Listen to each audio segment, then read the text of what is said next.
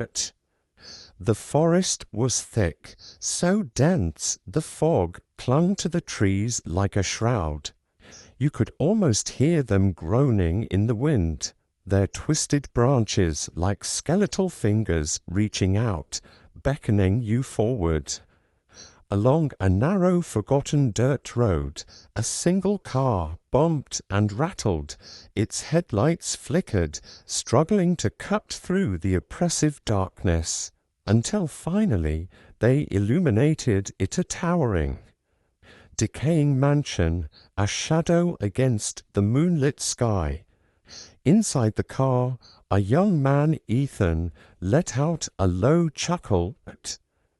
"This place is insane," he muttered to himself, his voice a mix of awe and unease. Uncle Rog wasn't kidding. This is straight out of a horror movie.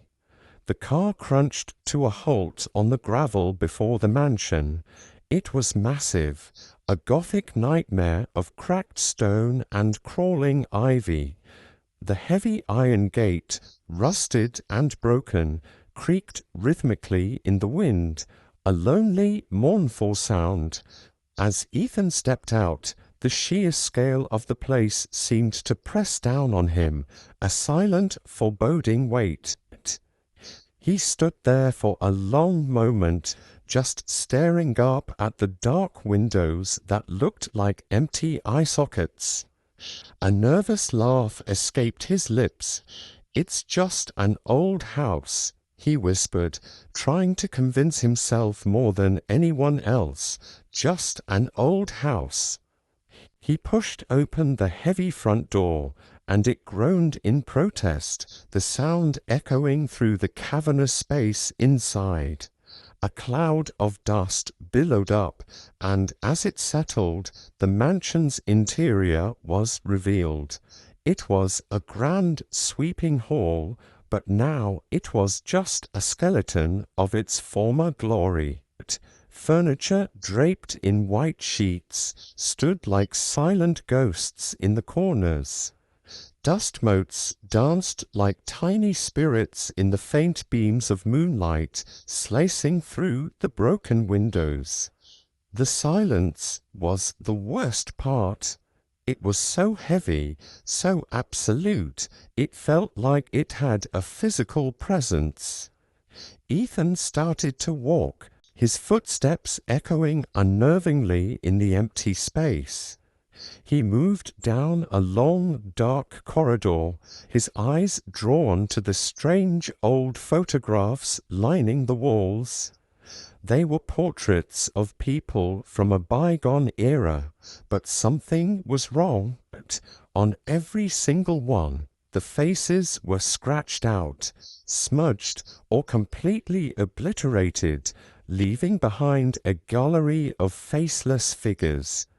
He paused at the foot of a grand, sweeping staircase. He placed a hand on the dusty banister and put his foot on the first step. It creaked loudly, a sharp, piercing sound that cut through the silence. As he looked up the staircase into the shadows above, he heard it. A faint sound, like someone softly humming a tune. His heart gave a sudden lurch in his chest. He stood perfectly still, listening, but there was nothing. Just the whisper of the wind rattling the window panes. He shook his head. "It's just the wind," he said quietly, his voice barely a whisper. "It's just the wind." He continued his exploration, but he couldn't shake the feeling that he wasn't alone. But the atmosphere was thick with a palpable dread, and the wind howled outside, making the mansion feel alive, as if the ancient walls themselves were watching his every move. Later that night, sleep offered no escape. Eathan lay in a large, cold bed, the sheets pulled up to his chin, listening to the storm rage outside. He was just drifting off when the sound returned. That same soft, melodic humming.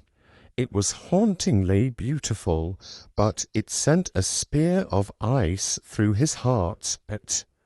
His eyes snapped open. He sat up in bed, shivering, though the room wasn't cold. The humming was louder now, closer, as if it was just outside his door. "What the hell is that?" he whispered into the darkness. He swung his legs out of bed, his bare feet recoiling from the cold floorboards. Cautiously, he walked to his bedroom door and pulled it open. The long, dark corridor stretched out before him, a river of shadows. His footsteps were the only sound echoing in the cold, silent house as he followed the source of the humming, which seemed to be drawing him deeper and deeper into the mansion's decaying heart. Then, at the far end of the hallway, a door creaked open all on its own. Eathan froze, his breath catching in his throat. In that exact moment, the single flickering light bulb overhead sputtered and died, plunging the entire corridor into near-total darkness. His pulse hammered against his ribs, his eyes strained to see through the gloom, and that's when he saw it. A figure, a tall, slender silhouette standing in the doorway at the end of the hall. It seemed to sway gently, almost as if it were floating. At first he thought it was a trick of the light, a shadow playing games with his mind, but then it began to move toward him. As it drifted closer, the horrifying truth began to dawn on him. It was a woman, but her form was all wrong. Her long black hair was matted and tangled, hanging like dead vines around a face twisted in a permanent state of agony. Her skin was pale, almost translucent, stretched tight over rotting flesh, and her eyes glowed with a sickly, malevolent green light. Her mouth, a dark slash in her face, stretched into a grotesque, impossibly wide smile, revealing jagged, yellowed teeth. A voice, smooth and seductive as silk, slithered through the air. "Eathan, you can't hide from me. Come to me." He didn't think, he just acted.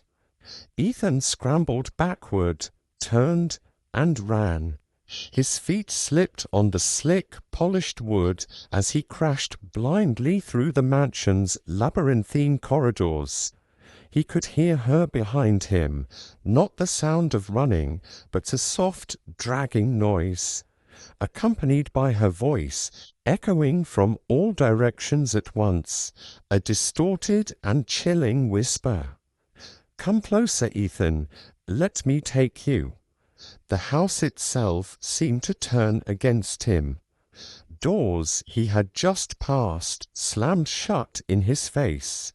Windows shattered as he ran by. The very walls seemed to shift and groan, the corridors narrowing, trying to trap him. He felt like a rat in a maze, with no idea which way led to safety. He burst through a set of heavy double doors and saw the main entrance just ahead. Freedom! With a final burst of adrenaline, he sprinted towards it, his heart hammering against his ribs like a trapped bird. But just as he reached for the handle, the massive door slammed shut with a deafening final crash. "No, no, no, no!" He screamed, pounding his fists against the unyielding wood. The dragging sound behind him stopped. Complete silence fell over the house once more. He slowly turned, his body trembling uncontrollably. She was there. The churl stood just a few feet away, Her claws, long and twisted, stretched out towards him. Her green eyes glowed with a triumphant, hungry light. She was so close now, so close he could smell the cloying, sweet stench of decay that clung to her like a perfume. A low growl rumbled from her throat. "You cannot escape me." Just as he felt the cold, clammy touch of her fingers brush against his shoulder, the entire mansion began to tremble violently. The floor beneath his feet cracked a spiderweb of fissures spreading out from where he stood. He looked down in horror as the floorboards gave way, and the very earth began to swallow him. He was sinking, the ground pulling him down like quicksand. "Please," he cried out, his voice choked with terror. "I don't want to die." The walls of the room dissolved into dust, and suddenly he was outside, sinking into the dark soil under the cold moonlight. The mansion loomed above him, a dark, monstrous silhouette.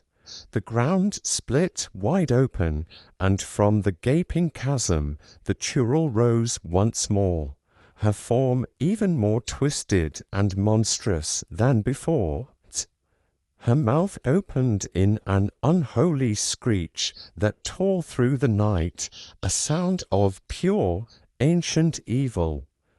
She laughed, an eerie, chilling sound that echoed across the desolate landscape. "You belong to me now, Eathan, forever."